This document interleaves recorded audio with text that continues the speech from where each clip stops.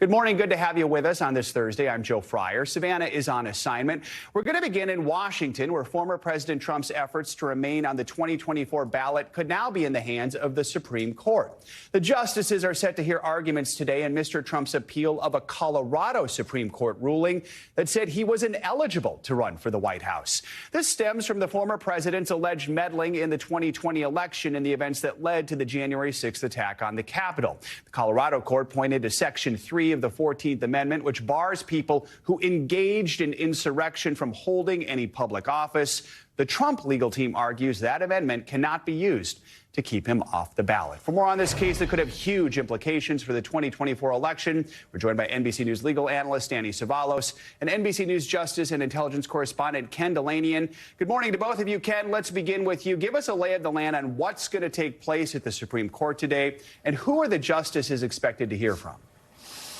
Good morning, Joe. Yeah, this is arguably the most politically fraught and significant case the Supreme Court has heard since it decided the 2000 election in Bush v. Gore. Background here, there was a 5-day trial in Colorado in November, after which a judge ruled that former President Donald Trump did engage in insurrection. And that's important because there's a fact record here. That judge ruled that Trump could remain on the ballot, but the Colorado Supreme Court ultimately decided that he could not. And Mr. Trump's lawyers say in a brief that that's one of 30 states where efforts are underway to try to keep him off the ballot. In some cases, judges, though, have already ruled that he should remain on the ballot. So we have a classic split in the circuits, the classic example of where the Supreme Court normally has to weigh in and tell us what the law is here. And so the justices today are going to hear from lawyers for some individual plaintiffs, including a 91-year-old Colorado Republican former member of the legislature who is leading this effort to keep Mr. Trump off the ballot. They'll also hear for attorneys for the Colorado Secretary of State,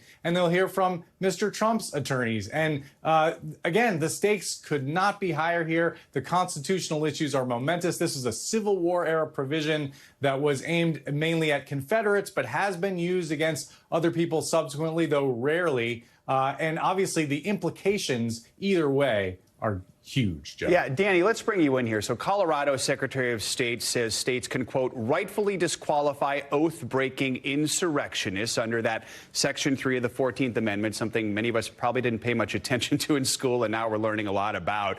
Explain to us what the challenges are with interpreting this particular clause. The Colorado court, the Supreme Court, concluded that Donald Trump, number one, engaged in insurrection, a finding that was made by the district court, the lower court. And it also concluded, contrary to the court before it, that, yes, Donald Trump was an officer within the meaning of Section 3 of the 14th Amendment. So he's covered by that part of the Constitution. But there are many more issues beyond that that the Supreme Court will be looking at. For example, one of Justice Kavanaugh's favorite refrains is who decides?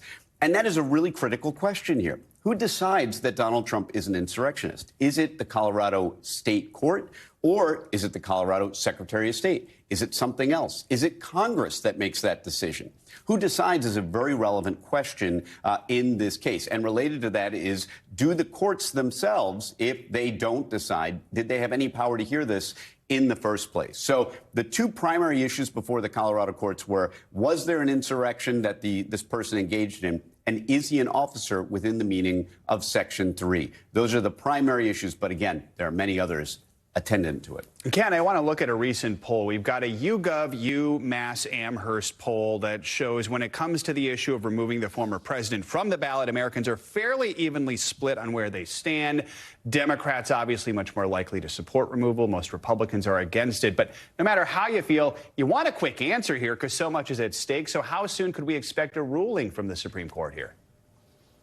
That's the multi-million-dollar question, Joe. Most people think that the Supreme Court will feel compelled to act quickly here before the March 5th Super Tuesday primary, for example. But there's so many different options here. The Supreme Court has off-ramps where they don't even decide this case, or they can sort of punt on the main issue and decide, for example, that there's no self-executing statute for this 14th Amendment provision, so therefore it doesn't apply. So this could go in a lot of different directions, but you're absolutely right. What most Americans want is a quick decision. And Danny, at least for now, Trump is still on the ballot in Colorado for Super Tuesday. Real quickly, though, here, if the court rules against him, the Supreme Court, what are the implications of that? It really depends on how the Supreme Court rules against him. As Ken said, there are a lot of different off-ramps. By the way, Ken raised yet another issue that comes up, which is, does the amendment itself have the power? Is it self-executing, or did Congress have to enact a separate statute? A good example is prohibition. Prohibition was a constitutional amendment, but prohibition didn't prohibit anything until Congress had to enact a separate statute, the Volstead Act. So that's just yet another, Ken brilliantly brought up yet another issue that they are going to be looking at in the Supreme Court. There are just so many here. Ken and Danny bringing up lots of brilliant points this morning to set us up ahead of this big hearing today. Thank you both. Appreciate it. Now to the breakdown in Congress over the border security bill. After Senate Republicans blocked the bipartisan immigration deal that was negotiated by one of their own, they're expected to meet this morning, the goal garnering enough votes to pass a supplemental aid bill. On Wednesday, Senate Majority Leader Chuck Schumer forced a vote on the package, which includes funding to Israel and Ukraine and none for the southern border. Schumer argues the bill's passage is critical.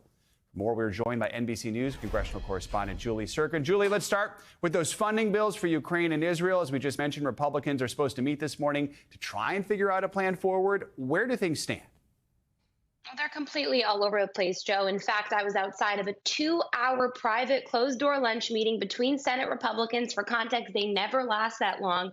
And it was described as heated by multiple sources because they couldn't agree on a path forward. Even the Republican whip, the vote counter in the Senate, John Thune, who never curses, never steps out of line, got a little bit frustrated in the meeting, calling out Republicans using expletives I won't repeat here, for the fact that, listen, guys, we're going to have to vote for this no matter what. Ukraine needs the funding. Israel needs the funding. The border package was already nixed. We got to just get on the floor and do it. So last night, Majority Leader Schumer closed out the floor and said he's going to give time for Republicans to figure their things out so they can return this afternoon and potentially take this up and see if they can get to those 60 votes to pass it. So that meeting this morning is going to be very key. Here's one reason why things are getting a little complicated. We had a year of turmoil for House Republicans in 2023. Now Speaker Johnson already being threatened. He could be ousted by at least one notable congresswoman if he cuts any deal on Ukraine funding. How real is this threat to his speakership? This was always the threat, right? And this is something that happened under ousted Speaker Kevin McCarthy, where only one member can call up that vote to vacate the speaker. You're talking about Marjorie Taylor Greene. Of course, she despises sending more aid to Ukraine. So she's used this threat continuously, but I don't think it's as real for Johnson yet as it was for McCarthy. And that's because Johnson is still trying to figure his members out and play his cards right. For example, I had sources who told me that if that Ukraine and Israel package does come over from the Senate, Johnson let McConnell and Rick Scott know, who is, of course, a McConnell foe, who doesn't support aid to Ukraine, that he is likely going to break this up into individual bills, which will give him some cover with his members. Only question is, will that pass in the Senate? That's an open question. And then when it comes over to the House, what happens with Democrats who want to support that package too? And where does that package all go? Does it get attached to the funding bills in March? It's really all a hot mess right now, Joe. I've never seen anything like it. And certainly McConnell is having a hard time in the Senate as well, controlling his members. We need a flow chart, I think, to try and figure out all the different possibilities here. Let's talk about that now vanquished bipartisan border bill. Republican support for the bill evaporated almost as soon as the deal was announced. So what are we hearing from Republicans this morning about the border? Well, that's a really good question because, of course, Republicans originally wanted that issue tied with any aid to Ukraine. Now they're saying they should be considered separately. It really feels like the goalpost is moving every single day, and Republicans aren't on the same page about how to move forward here, which is making this challenging. I did have a chance to talk to Senator Langford yesterday, who was the Republican negotiator on this bipartisan border bill, and I asked him point blank, if this Ukraine and Israel package moves through, clearly the border is dead. Is there any chance of getting border security done this year? Here's what he said. Putting this clean bill without the border security provisions on the floor later today, there's a chance it could pass. Does that mean Republicans' chances to secure the border this year are over? It would be. At that point, I can't imagine anyone would take it up. Obviously, I've gone through this the last 4 months negotiating all the process. Everybody's kind of seen the media assaults that have happened on me in the past several weeks on it. And you were censured. Yeah, and so I would expect any other Republicans going to say, hey, I'm not going to do that. I'm not going to go through that, especially in this year. So, of course, the former president, Donald Trump, has made this an election issue. Republicans want to keep it as one. The question is, will Democrats be able to capitalize on this? We'll see. All right, Julie Sirkin, lots to cover this morning. Thank you so much. Now, with that bipartisan border bill officially done, NBC News has learned the Biden administration is considering taking executive action to try and deter illegal migration across the southern border. That's according to 2 U.S. officials. For more, we're joined by NBC News Homeland Security correspondent Julia Ainsley. Julia, the Biden administration has already taken a number of unilateral actions to try and stem the flow of migrants. What kind of measures is the White House now considering here? Well, first thing we have to say is anything they're considering will pale in comparison to what this border bill would have accomplished because they won't have the funding to carry it out.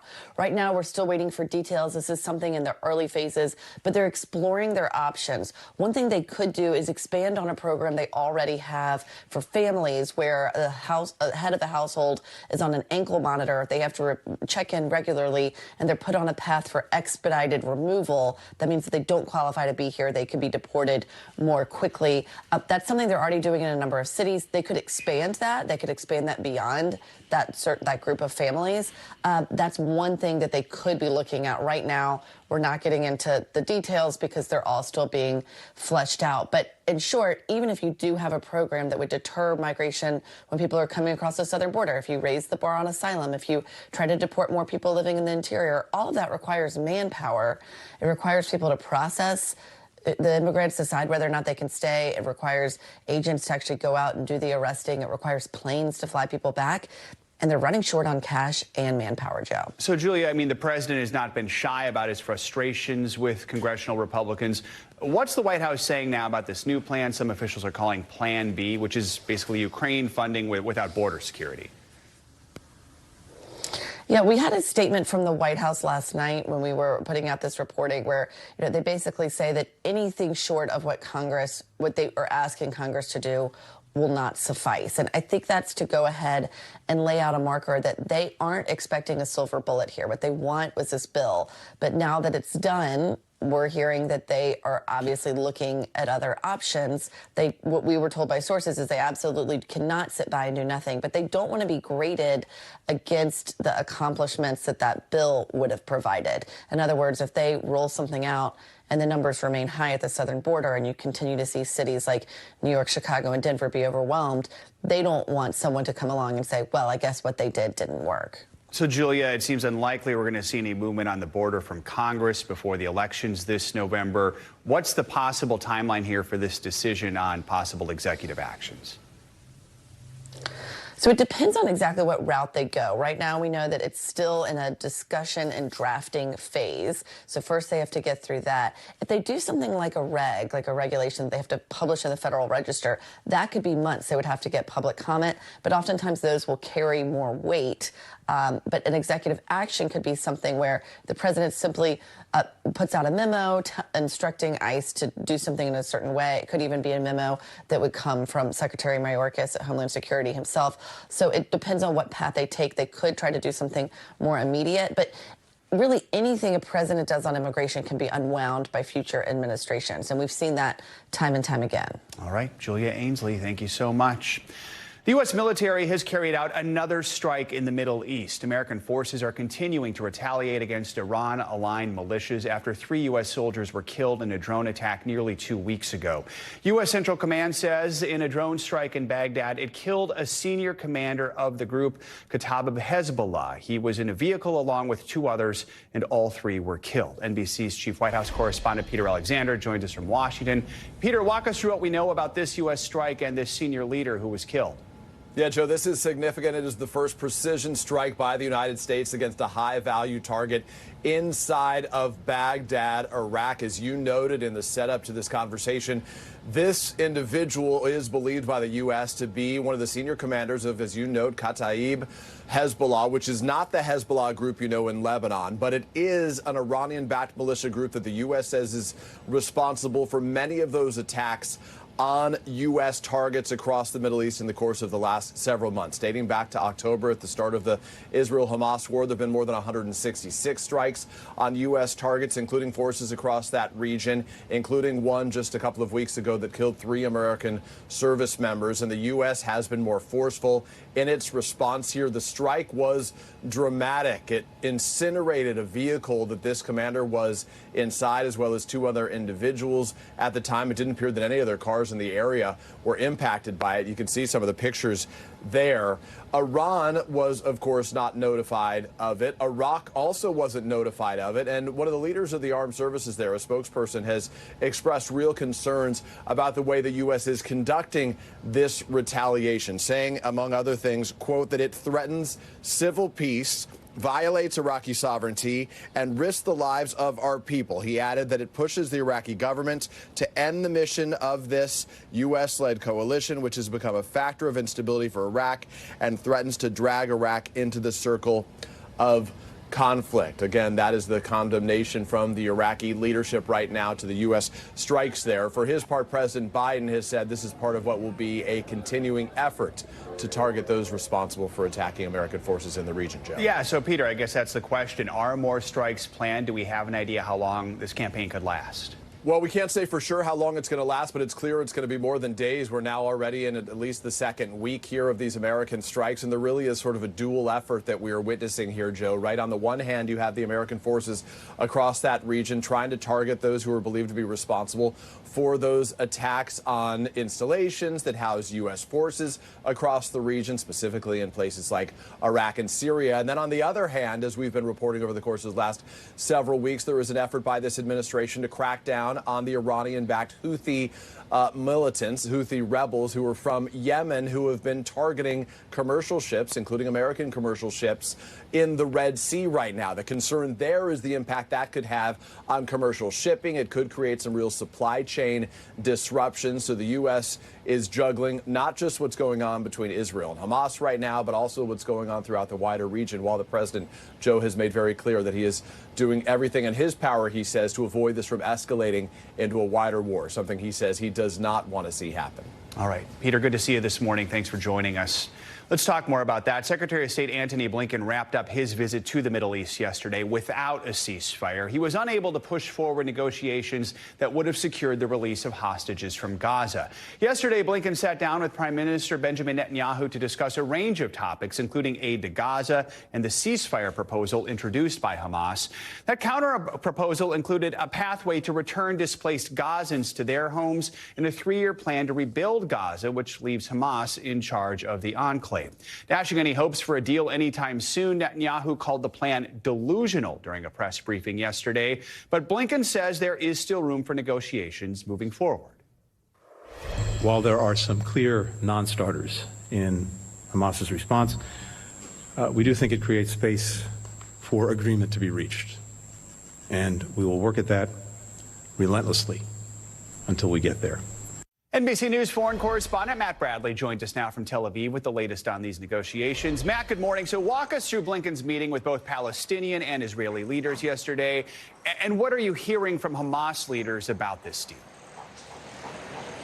Yeah, I mean, it sounds as though Blinken had meetings where he discussed all of this, especially these hostage negotiations, but it's looking like he's leaving and he's going home empty-handed. This was the big win for this trip, and according to Israeli leaders, this was the reason why he came, in order to secure this deal that, if you remember, was hashed out with American help.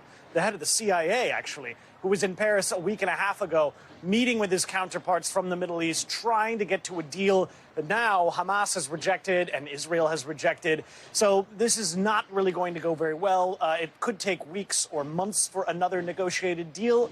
But the people of Gaza and the hostages don't really have that kind of time. When I spoke with a Hamas official yesterday, he said that he wasn't really expecting that the Israelis were going to accede to the deal that they presented as their counteroffer.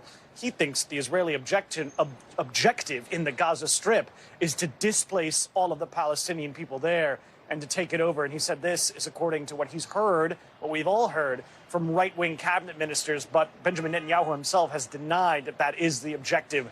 But you can see the depth of the enmity and bad blood between these both sides. It just makes negotiations really difficult to move forward.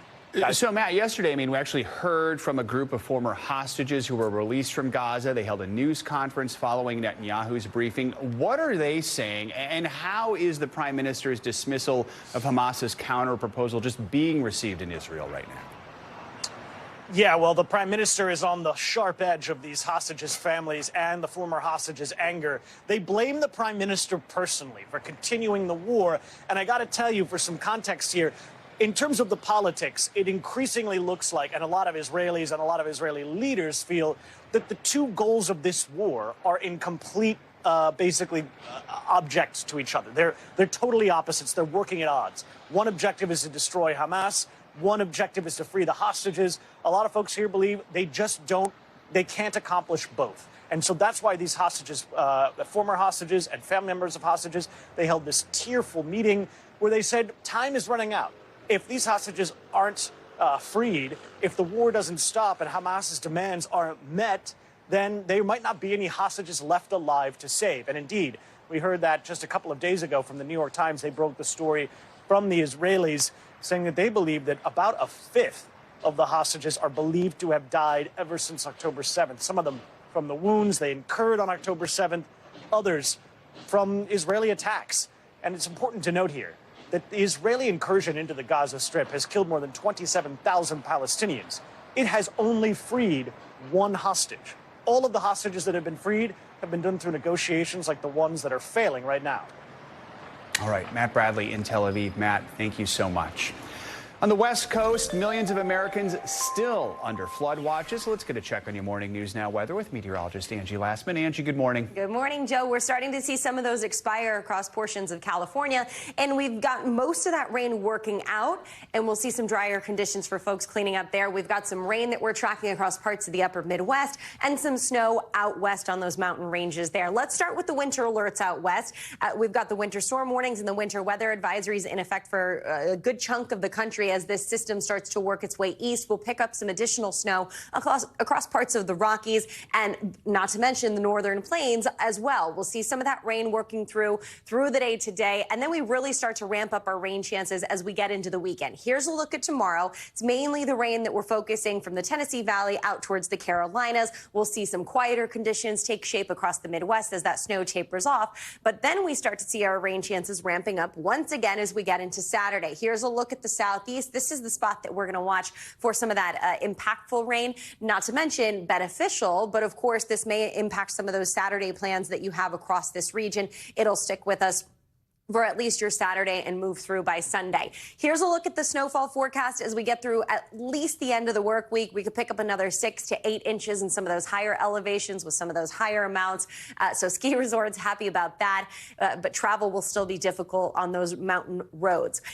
As far as the rainfall is concerned, 1 inch to 2 inches up to 3 inches across a good section of the southeast here for Friday through Sunday. This is your weekend kind of bullseye for the rain. So we'll watch for some localized flooding concerns. And then we turn our attention to this system moving from the southeast into the northeast. It's going to gain a little bit of strength as it moves across parts of the lower Mississippi. So we will start to see some of these stronger storms developing as we get into Sunday for places like Texas, Louisiana, right along that Gulf Coast. We'll watch for that to impact your Sunday. And then notice as we get into Monday, the storm lifts a little farther to the north. It'll encounter some cooler air. So we will see places like the interior northeast and parts of New England picking up some additional snowfall. Right now, too hard to tell exactly what those accumulations will look like, but we could see some light to moderate snow. At least that's what it looks like right now. Otherwise, plenty of rain in the picture for folks along the I-95 corridor. It'll mostly be a rain event, and especially as we get back into our next work week. But the good news is